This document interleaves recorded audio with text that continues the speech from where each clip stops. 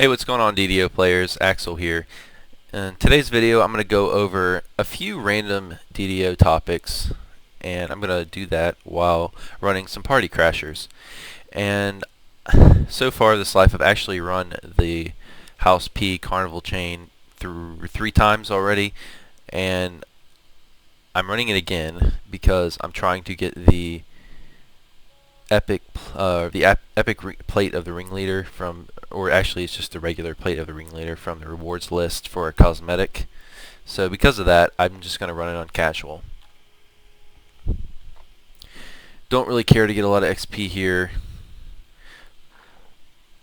And I'm running this quest because this is one of my favorite quests in the game. It's really very creative, and the textures and the artwork is beautiful in this quest. Someone spent a lot of time designing all the little increments of this quest.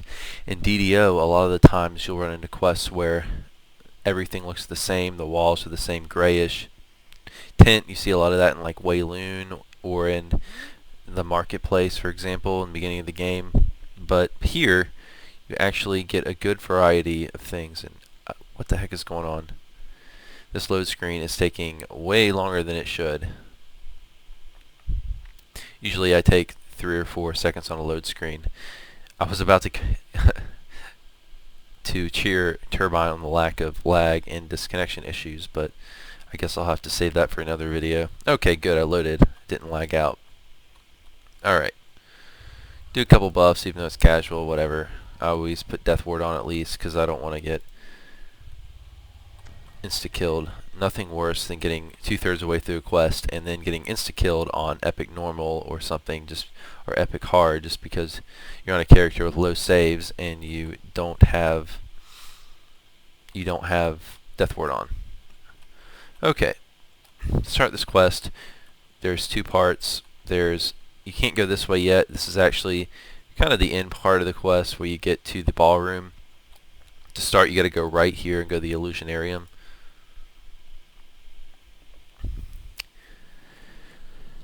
And this Illusionarium part is actually, it's very trippy almost. It's kind of Pink Floyd-ish, the whole theme of this whole quest. Well, the Illusionarium at least. Okay. So basically to get through here, we're going to have to attack these marks of shadow, which you see throughout the quest. And then he's going to attack me. Okay. But anyways, I don't want this to be just a walkthrough. I'm going to cover a few different topics. The first one is my character. I want to update everyone on just where my character's at, how he's progressing. I like the build so far. And I've done a lot of testing with evasion versus heavy armor. Right now he's, as I've said in other videos, he's 15 cleric, 3 paladin, 2 monk, and my original intent was him to be an evasion cleric, but hasn't really worked out that way so far. Well, I did use evasion all the way from 1 until about 21, but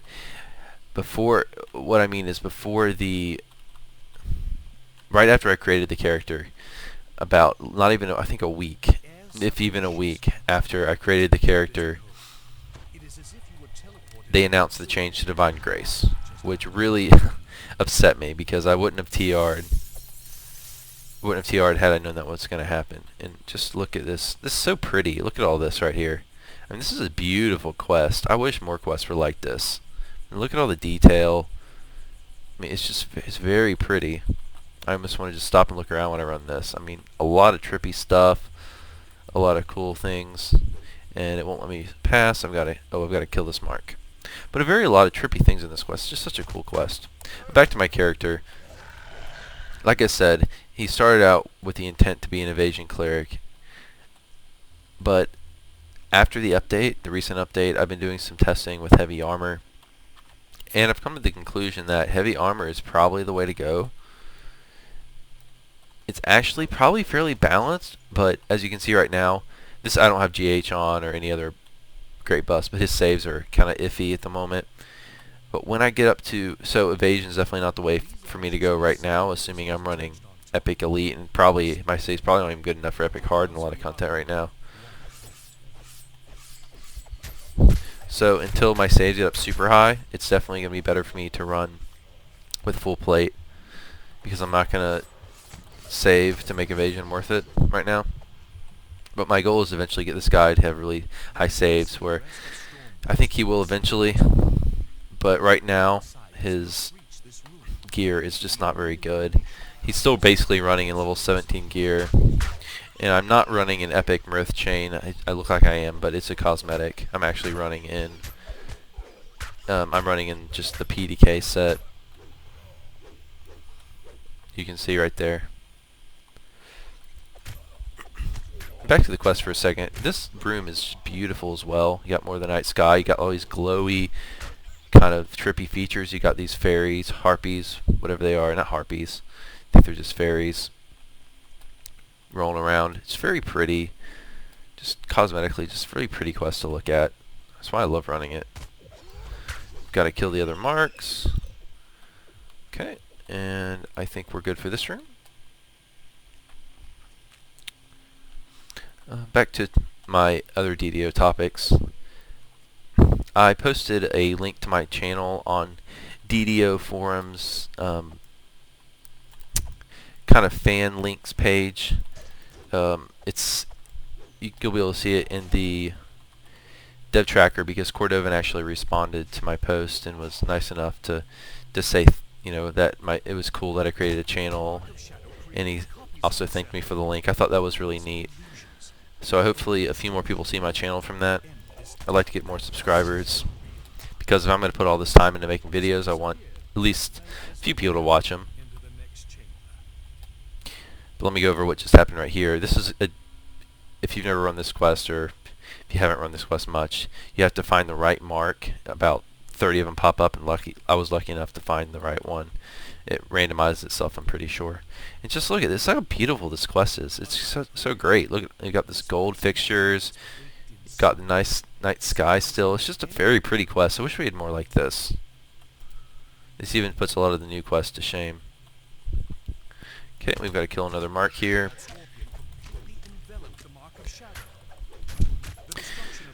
Okay, back to the topics. Like I said, Cordovan was nice enough to respond to my post in the forum. So if you want to see that post, you can just check out the dev tracker. It's probably a little bit covered up by now. You might have to go to the second page, but it's there.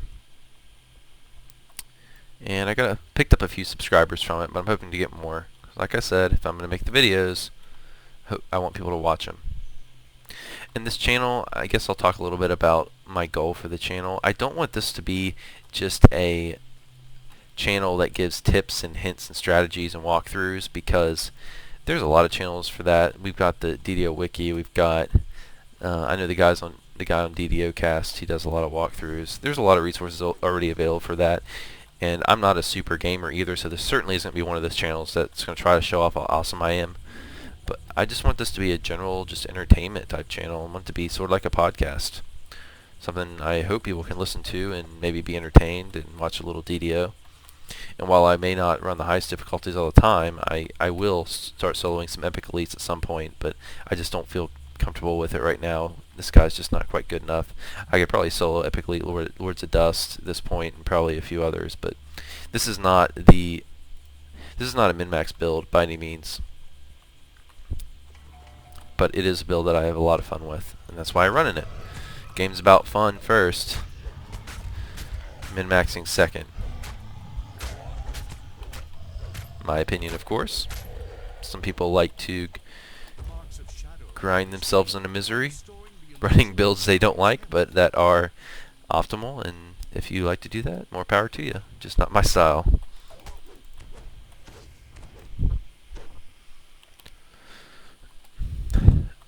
And while I said this is not going to be a channel that is made up of strategy videos, I am going to make a few on it. And while, like I said, I'm not a power gamer, I don't consider myself to be one of the elite players in DDO. I do know a few things, and there are a couple topics that I'm really good at. I feel I'm really good at. The first of which is healing and playing Battle Cleric, because it's pretty much all I've played for the past 5-6 years. I mean, like I said in other videos, I have a Wizard, I have a Pure Fighter, I've played pretty much all the classes at least up to mid-levels. but I have not. But I played probably 90+% of my time on this character. So I feel like I do know a thing or two about healing. I have healed basically every raid in the game, basically all the way from Epic Hard to Epic Elite. I've healed hundreds of shrouds. I've healed, gosh, more shrouds than I know what to do with. I've solo healed a lot of shrouds. So I feel like there's a lot of tips I can give. One of my...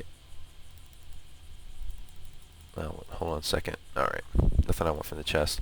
See, and I'm not like most people. I'd only take a couple good things. I don't even deal with picking up junk loot because it's just more of a headache than I want to deal with. But anyways, there's a few things that I do feel I'm good at. And healing is definitely one of them. And I tried to give tips in my last video, which was my so-called Axel's Clear Healing Guide. I tried to give a few tips, such as tank healing. I feel a lot of people tank heal incorrectly. And I see a lot of mistakes from healers. Basically, the big mistake I see is healers not healing efficiently. So I tried to address that. And also went over a lot of ABC basic stuff for new players, because I want it to be a video that both new players and vets can learn something from. And again, just look at this quest. This is gorgeous. Got all these interesting paintings. Somebody actually went through and designed each one of these. Really cool stuff. Okay, but we don't need to go in this room to advance the quest.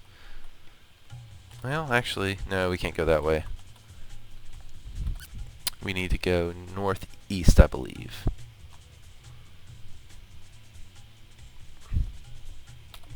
Not a lot on the forums this week that was new. No news really or anything. A couple things I did see. I made a few posts about raid timer bypass abuse, but I'm not going to get into that because I already made a whole video on it. You can check it out. I believe it was video number 3. All in all, though, I'll tell you that if you haven't seen that video, I'm not the biggest fan of raid timer bypasses, and I hope that Turbine does something about them. One thing I did chime in on is a thread about single weapon fighting versus two weapon fighting versus two-handed fighting, and I was doing some investigation. I've not run the numbers. I do run some numbers. I'm not going to say I'm not a big numbers guy, because I am. I'm an accountant in real life, so I'm not a stranger to numbers. But I have not run all the numbers from single-handed fighting, or I always call single-handed, but it's single weapon fighting. I was trying to see if it would be worth considering transitioning my character from two-handed fighting to single weapon fighting. And a lot of people think single weapon fighting is the way to go right now. A lot of people feel it's better DPS than two-handed fighting. So I did some research, went through a lot of threads, and basically the conclusion I came up with is they're fairly balanced at the moment. The thing with two-handed fighting is it's undeniably the best DPS against multiple targets, because not only do you get glancing blows, but if you're a cleave spammer like myself, the two-handed fighting line actually applies to your cleaves. So that increases the damage of your cleaves. So if you want AoE, area of effect, DPS, two-handed fighting is definitely the way to go. But two-weapon fighting is probably still the best against single targets. Some people argue single weapon fighting, but the general trend is what it seems to be is two-handed fighting is the best against multiple targets, two-weapon fighting is best against single targets, and single weapon fighting falls somewhere in between. It's probably well, I don't want to say that, but it's better than two-handed fighting at single targets, but not quite as good as two-weapon. No one really knows for sure, though, because it is tough to run the numbers, and there's so many factors to consider. There's twitching, there's attack sequence, how, like, for example, here, if I let myself go through my whole attack sequence, it's slower than if I twitch. So if I go like this and just like that and just keep this going against a boss. So there's a lot of factors that go into which is actually better, but I think they seem to be fairly balanced at the moment. And I've always preferred two-handed fighting over two-weapon fighting because it's a lot easier to craft one item, one weapon instead of two. And I prefer it just for lore reasons, and because I would prefer AoE DPS over single target DPS any day of the week. 90+% of the time you're fighting against multiple targets, not just one.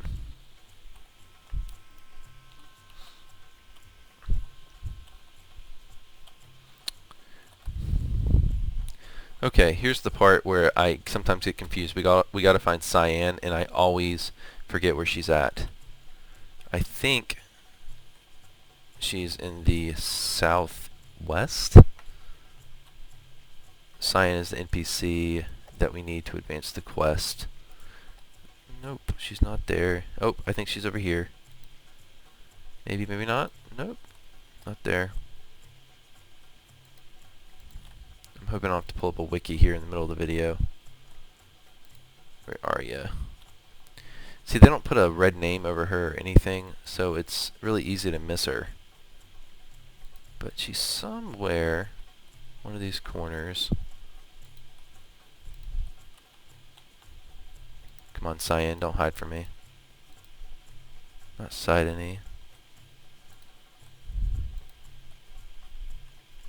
And I'm not going to worry about doing any of the optionals. Some people like to do the optionals. I just want to get through the quest because I want to advance. I'm just going for the cosmetic here. The whole reason I'm running on casual. Alright, Cyan, you pissed me off. Where you at?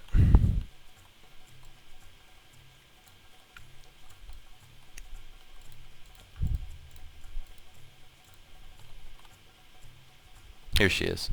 Alright, good. Good, good, good. Okay. Yes, yes, yes. We don't care. Now we have to wait for her to basically slothfully crawl over to the door. Search for cabal plots. And that's basically saying that it's giving me the opportunity, the optional, but I'm going to tell her that I don't want to. And now here comes her extremely slow sloth walk. Alright, come on. I wish I could push her. Gotta wait for her to walk all the way over here. NPCs, everyone's favorite part of questing. Love just waiting on them. It's even better when you get to run caught in the web and just escort them. Or it's even better when they run off and kill themselves and you fail the quest because of it. Alright.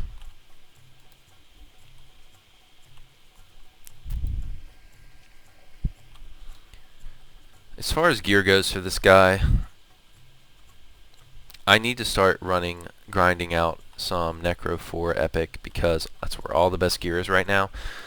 I should run basically a cycle of excuse me, of Epic Normals or Epic Hard, or probably Epic Normal just to get to the end reward list because there's tons of good gear, a lot of best in slot gear now from Necro 4. I need to get definitely the Epic Boots of the Innocent. Those boots are amazing, and they're going to save me a feat because I won't have to take blinding speed if I get a pair of those. They shouldn't be too hard to get. They drop from the easiest quest in the chain, the Desecrated Temple of Vol, which I actually did a video on if you want to check it out. It was my my second video. But that's the easiest quest in the chain. They actually drop from that chest, so I don't know what the drop rate is, so I don't know if it's going to be better if I farm that quest or if I farm the chain and try to get it from the end reward list. I'm thinking the chain will probably be a better bet since I'll probably just run it on Epic Normal. My character really isn't good enough at this point to run it on Epic Hard. I mean, I could. It would just be a pain in the ass. And definitely when I get up a little higher in level, I'll be able to run it on Epic Hard without any issues. Okay, this infight right here, I mean, I keep forgetting I'm Epic Casual, so I don't really have to worry about it. But it can be a pain because there are so many mobs that spawn here. You can get bad lag, which I'm getting a little bit right now. I'm not sure if you can tell from the video. But there are just a ton of mobs that spawn that really make this hard. Not a hard, but it can make this a tricky last encounter. The fight isn't necessarily hard. There's not necessarily any one enemy that's tough. It's just the constant the mobs. Just they can really like you out. And some of the wizards cast some nasty stuff. I think they can get you dancing. And I think they can throw down some stuff like some fog, things like that can blind your vision. And yeah, they have displacement, but I always have true seeing on with the spell as a cleric, so it's not a problem. So it can be tricky on Epic Elite, but usually not too bad. Okay, well, thanks for watching. Next video, I'll probably get more into my character, exactly what I want to go for as I continue to get closer to cap. I'm also going to do a video on why I personally hate the War Priest tree for melee clerics. So I hope you check those out. I don't know when the War Priest one will come out. It's just a topic I have floating around in my head. It'll come, I don't know exactly when, but it'll be out sometime this week or next week maybe. So I hope you check those out. I hope you subscribe to the channel if you enjoyed listening to the video, and please leave a comment, give me some feedback. Appreciate you watching, and see you next time.